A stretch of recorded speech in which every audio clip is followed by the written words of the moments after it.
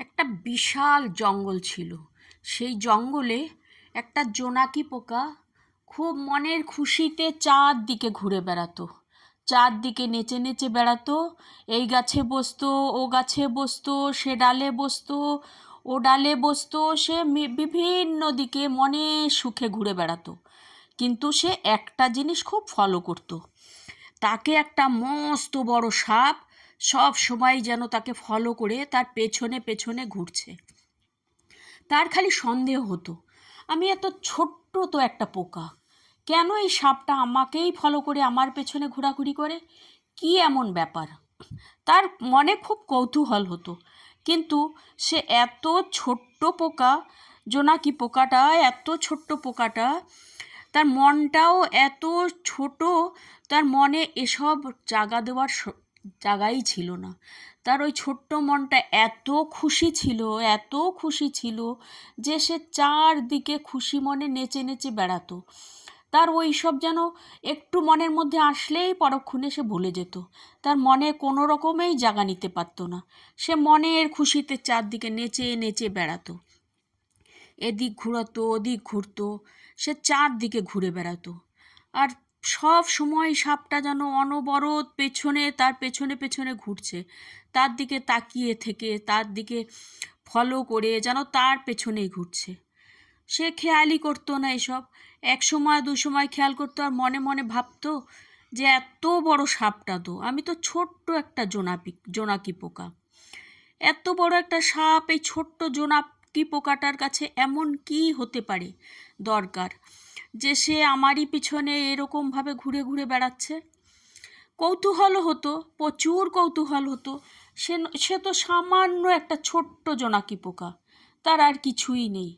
সে, তার কাছে তো আর কিছুই নেই, সে খালি একটা ছোট্ট জোনাকি পোকা। সে আর কিছু চায়ও না কারো কাছে। তাহলে তার কাছে কি এমন আছে, কি এমন চায় যে এই সাপটা দিনভর তার, সে যেখানে যেখানে ঘুরে সেখানে সেখানেই ঘুরে বেড়ায়, তার পেছনে পেছনেই ঘুরে বেড়ায়? সে তাকে খাচ্ছেও না, সে তাকে মারছেও না। সাপটা ছোট্ট জোনাকি পোকাকে খেয়েও নিচ্ছে না, আবার মেরেও ফেলছে না, কোনো রকম আঘাতও পৌঁছাচ্ছে না। অথচ তার পেছনে এরকম করে ঘোরার কারণ কি? সে ভেবে ভেবে অস্থির। ছোট্ট পোকাটা, ছোট্ট মন, ছোট্ট তার ভাবনা, সেই ভাবনাতেও সে সব সময় ভেবে চলেছে। ঘুরতে ঘুরতে আনন্দ ফুর্তি করতে করতে সে ভেবেই চলেছে, কি এমন হতে পারে যে এত বড় সাপটা আমার পেছনে এরকম কি ঘোরে, কেন ঘোরে? আমি তো সমতুল্য নয়, ওকে কিছু আমি দিতেও পারবো না, ও আমাকে খেলে ওর পেটও ভরবে না, ও বুঝতেও পারবে না যে কি খেলো।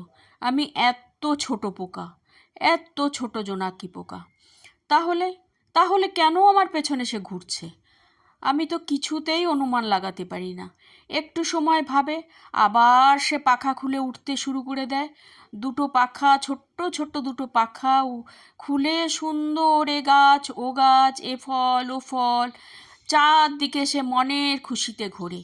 আবার যখন সে ক্লান্ত হয়ে একটা গাছের পাতার উপরে বসে, তখনই সে দেখতে পায় তার পাশে সেই সাপটা তার দিকে বড় বড় চোখ করে তাকিয়ে আছে। সে আর না পেরে তাকে জিজ্ঞাসাই করে ফেলল, আচ্ছা, তুমি তো এত বড় সাপ, তাহলে আমি তো ছোট্ট একটা পোকা, তুমি আমাকে যদি খেয়ে নাও তাহলেও তোমার পেট ভরবে না, আর তুমি যদি আমাকে মেরে ফেলো তাতেও তোমার কিছু লাভ হবে না। তাহলে তুমি কি বলতে পারো আমাকে এই রকমভাবে তোমার ফলো করার কারণ কি? আমার দিকে তাকিয়ে থাকার তোমার এরকম কারণ কি? আমি যেখানে যাই আমার পিছনে পিছনে তুমি যাচ্ছ, এটার কারণ কি? তখন সাপটা বলল, হ্যাঁ, এটাই কারণ, যে এটা ঠিকই কথা যে তোমাকে আমি যদি খাই তাহলেও আমার কিচ্ছু পেট ভরবে না, তোমাকে যদি মেরে ফেলে তাহলেও আমার কিছু লাভ হবে না। তারপরেও আবার জোনাকি জিজ্ঞাসা করলো, জোনাকি পোকা, সত্যি কি আমাকে মেরে ফেলতে চাইছো? সাপটা বলল, না। আমাকে কি খেতে চাইছো? সাপটা বলল, না। তাহলে কেন আমার পেছনে এত ঘোরাঘুরি করো? কি চাই তোমার? কি আছে আমার যে তুমি এমন ফলো করো সারাক্ষণ আমাকে? আমি যেখানেই যাই সেখানেই তোমাকে দেখতে পাই, আমি যেখানেই ঘুরি সেখানেই তুমি ঘোরো, অথচ আমি তো একটুও বুঝতে পারছি না তুমি কি চাও। সাপ বলল, আমি আর কিছু চাই না, খালি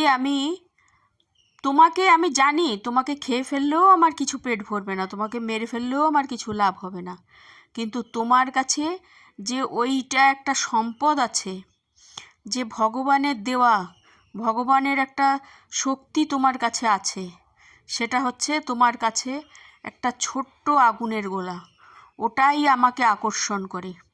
ওই আকর্ষণেই আমি তোমার পেছনে ঘুরে ঘুরে বেড়াই। এটা আমার একরকম হিংসা, একরকম জ্বলন।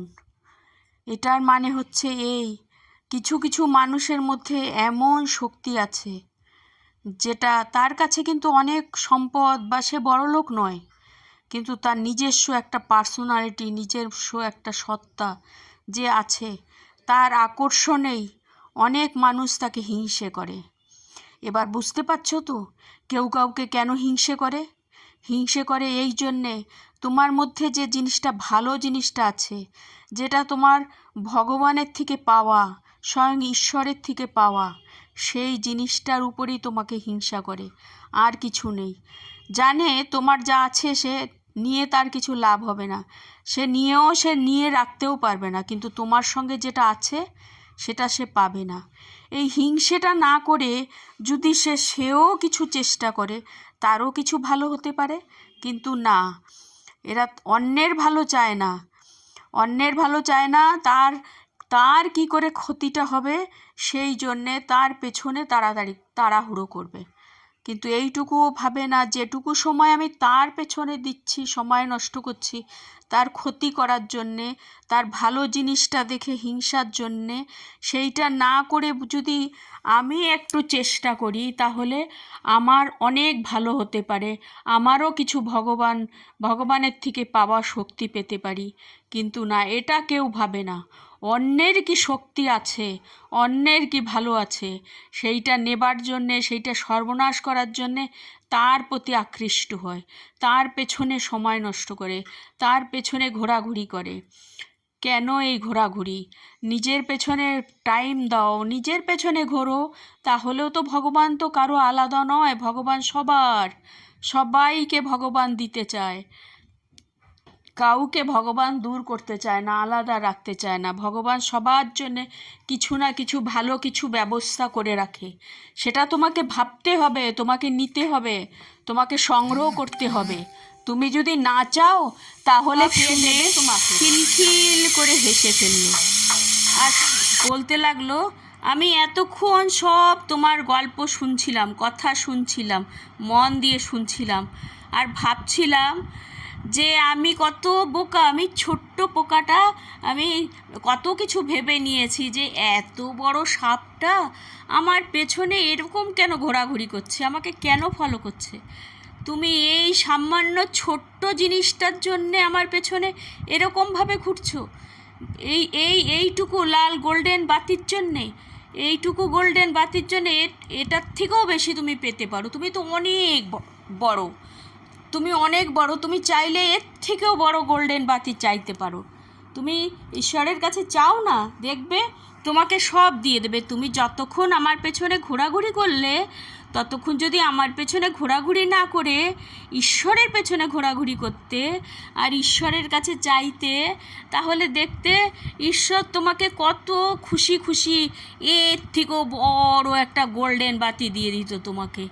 তো আর তুমি তো এখন শুনলে, তাহলে তুমি এখন আমার পেছনে আর সময় নষ্ট করো না, আর ঘুরো না, তুমি এখন থেকে যাও, ঈশ্বরের কাছে যাও, ঈশ্বরের কাছে গিয়ে বলো, দেখো ওই জঙ্গলের কর্নারে একটা ঈশ্বরের মূর্তি বানানো আছে, তুমি সেখানে যাও, তার কাছে গিয়ে রোজ তার কাছে কামনা করো, আমাকেও এরকম একটা ভালো গোল্ডেন বাতি দিয়ে দাও, দেখবে তোমাকে সে খুশি খুশি দিয়ে দেবে।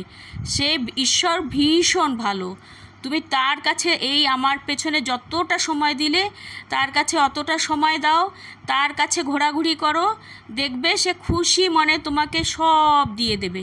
সে তো ওখানেই দেওয়ার জন্যে বসে আছে, তুমি যাও। তখন সেই সাপ চলে গেল, ধীরে ধীরে বলল, ধন্যবাদ, তুমি আমাকে যে বুদ্ধি দিলে। জোনাকি পোকাকে অনেক ধন্যবাদ দিল সাপটা, বলল তোমাকে অনেক ধন্যবাদ দিলাম, যা তুমি আমাকে রাস্তা দেখালে। থ্যাংক ইউ, সাবস্ক্রাইব করবেন।